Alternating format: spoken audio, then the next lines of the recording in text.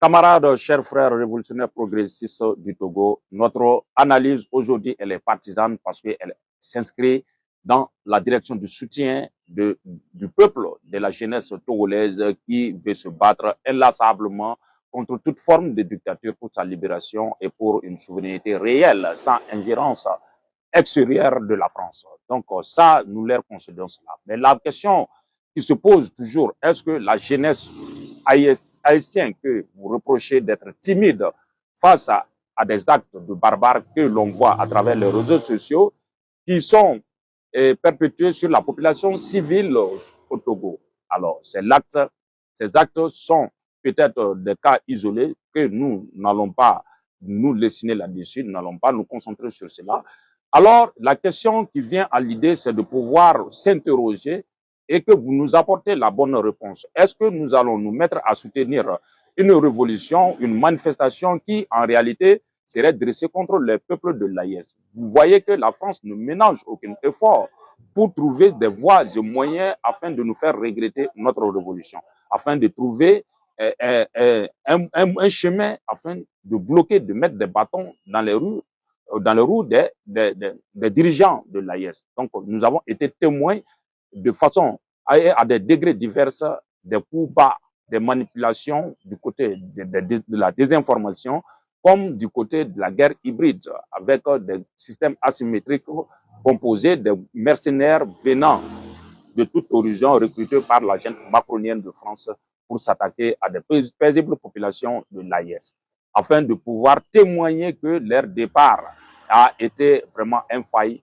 que leur présence était nécessaire pour nos États. Donc, nous les avons chassés et pour cela, on voit que le terrorisme a pris du temps. Donc, la France lui-même, voilà, à travers la junte macronienne, a recruté des mercenaires contre nos États. Et vous avez été tous témoins à la télévision nationale. On a vu des centaines, voire des milliers de terroristes qui se sont attaqués à Djibo, à Djapaga, à Dori et pas mal de villes qui ont fait, en tout cas, l'événement de ces dernières années où le Burkina a failli tomber. Mais grâce à la bravoure de nos vaillants combattants BDP, FDS, police et le peuple résilient, nous avons pu relever les défis. Et chaque défi qui se présente à nous, nous la relevons. Donc, nous, on voit aujourd'hui que la proximité du Togo avec les pays de l'AIS est coïncidence. Au même moment, on constate qu'il y a une grogne sociale, une grogne où on n'a pas pu maîtriser les contenus de cette grogne sociale. Nous sommes là, nous sommes en quête des informations. Si le public, la jeunesse, les leaders des jeunes peuvent nous apporter les informations pouvant nous permettre de comprendre les tenants et les aboutissants afin d'avoir la conduite à tenir quant à ces événements en cours au Togo.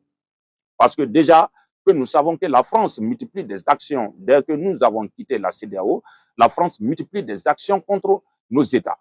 Alors, on a vu lors de mes antécédents analyses, j'ai évoqué le cas de la proximité du Togo à l'AIS. Alors que ces derniers temps, nous avons vu que le Togo est en maille à partir avec la France. C'est-à-dire que la relation diplomatique entre le Togo et la France n'est pas au beau fixe. Le Togo a suspendu Radio TV5, France 24 et autres, les chaînes françaises, les médias mainstream, les médias mensongers, les médias propagandistes du service du ministère des Affaires étrangères françaises. RFI a été suspendu pour son implication, son ingérence dans des affaires intérieures avec des fausses informations, la désinformation, quitte à créer un soulèvement populaire contre le régime en place. Moi, personnellement, je n'ai rien contre le régime de Faure. Je ne suis pas du partisan de ceux qui disent que dès qu'un président a duré au pouvoir, il faut l'enlever. Je suis plutôt du partisan de ceux qui prônent pour un président ou une présidence patriote. Une présidence patriotique avec des hommes qui sont patriotes, qui ne voient que les intérêts de leur peuple et qui protègent les intérêts de ce peuple. Alors que nous voyons en ce moment dans ce cafouillage total où nous sommes consternés et nous sommes restés confus entre le public et le gouvernement togolais. Nous ne savons pas quelle devrait être la meilleure des décisions.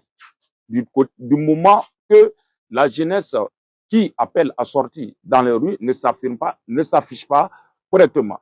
En bonne et due forme, normalement, si cette manifestation, si elle est de nature panafricaniste, parce que nous sommes, c'est dans le cadre du panafricanisme que nous pouvons soutenir le Togo et sa jeunesse dans cette quête de liberté. Mais si vous n'avez pas de manifestations à l'élan panafricaniste, ça devient très très compliqué.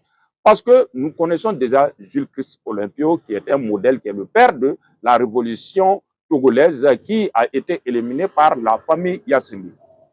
Nous le savons comment il a été éliminé et l'implication des États-Unis à travers son ambassade au Togo, à Lomé, qui l'a livré à ces groupes qui sont venus pour l'assassiner. Également, l'implication de la France y était.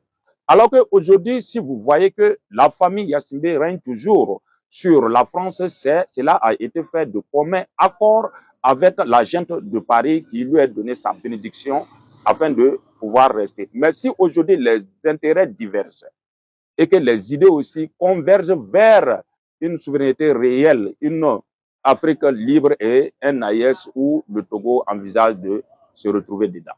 Alors que c'est à ce moment que nous voyons la France bleu-bleuté déambuler et on constate au même moment une manifestation qui demande que le départ. Alors que les manifestants, on ne voit pas brandir des pancartes et prônant la bravoure, le courage qu'a eu Jules Christ Olympio, qui fut un père révolutionnaire, qui fut celui qui a voulu donner une vraie réalité, et faire vivre une vraie réalité des Togolais à travers sa politique monétaire, puisque lui-même, il est polyglotte, il comprend beaucoup de langues, il a été formé à Harvard aux États-Unis en économie, c'est un grand économiste, hors pair, hors commun, donc on lui reconnaît, on lui concède cette valeur.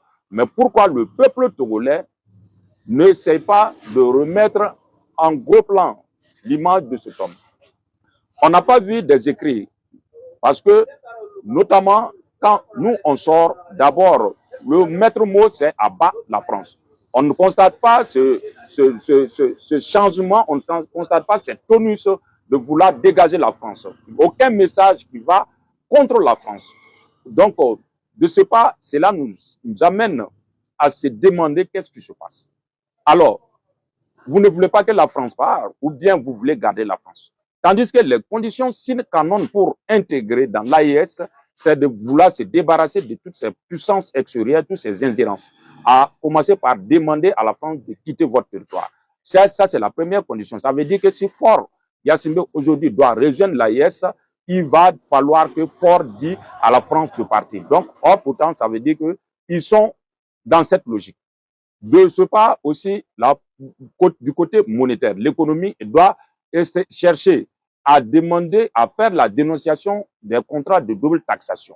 Les entreprises françaises, multinationales soi-disant, qui se retrouvent au Togo, doivent être nationalisées.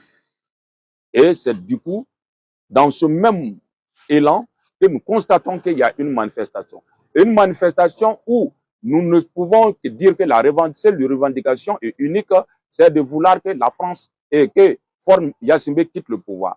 Alors que moi, personnellement, je ne suis pas partisan de vouloir dire un président a duré, il n'a qu'à partir. Alors que d'autres revendications sont légitimes parmi ce peuple, parmi ce public qui disent que ils sont tués, ils sont brûlés, ils sont affamés, pas d'hôpitaux. Ça, c'est bien. Mais est-ce que vous êtes conscient que si la famille Yassimbe quitte le pouvoir, ce ne serait pas récupéré par une horde de laquais, de scélérats et de marionnettes venues de la France pour être imposées, qui fera pire que la famille Yassimbe? C'est la question que nous nous posons. De un, les revendications, nous n'en connaissons pas assez. De deux, on ne voit pas brandir, on ne voit pas ce courage, cette détermination à vouloir faire du Togo dans l'avenir un pays souverain, un pays qui serait à l'image du panafricanisme prôné par les trois chefs d'État, à savoir Tchani, Assimi Goïta et Ibrahim Traoré. Donc, ça veut dire que dans vos revendications, on ne voit pas votre héros national, Jules Christ Olympio. On n'entend pas abat la France. S'il n'y a pas abat la France, ça veut dire que, d'autre part, il nous amène, nous serons tentés de croire que la France peut, et seulement peut, et je touche du bois, peut être derrière cette manifestation. Du moment où la relation est détériorée entre les deux États, du moment où ça ne va pas entre les deux États, du point de vue diplomatique et que subitement, coïncidence, concordance, il y a une manifestation qui s'éclate, qui demande le départ unique du président, alors que nous l'avons vu avec Blaise, quand on a chassé Blaise, le pouvoir a été récupéré par les politiciens. Si le peuple togolais doit chasser Yassine pour demander à aller vers des élections, vraiment, je demande de vous regarder dans les rétroviseurs, dans les autres États, de bien voir, voilà, de bien réfléchir avant de vouloir aller sur cette lancée, sur ce pas. Faire chasser un dictateur pour vouloir organiser les élections, franchement, ça va être compliqué. Mais si vous voulez le faire chasser pour instaurer la révolution populaire, une vraie révolution qui donnerait l'image d'un pays souverain, jaloux de sa souveraineté, jaloux de son intégrité, de son honneur, nous serons en phase et nous serons dans une solidarité et l'unité des Africains va vous entourer, vous serez couronné par notre bénédiction et notre soutien. Mais de ce pas de leader qui s'affiche, pas d'affiche convaincant, pas de revendication claire. Franchement, je suis désolé de vous dire, il va falloir revoir et corriger les tares. S'il y a des erreurs, des imperfections, tentez, cherchez à les corriger, que cela va de l'avenir de ce peuple. Ne vous laissez pas berner, manipuler par ces gens qui vous disent de prendre des armes pour vous libérer. Ne vous laissez pas manipuler. On connaît quand ça commence la guerre, on ne sait pas à quelle heure ça fait. Hasta la vista, siempre. La patrie ou la mort, nous vaincrons.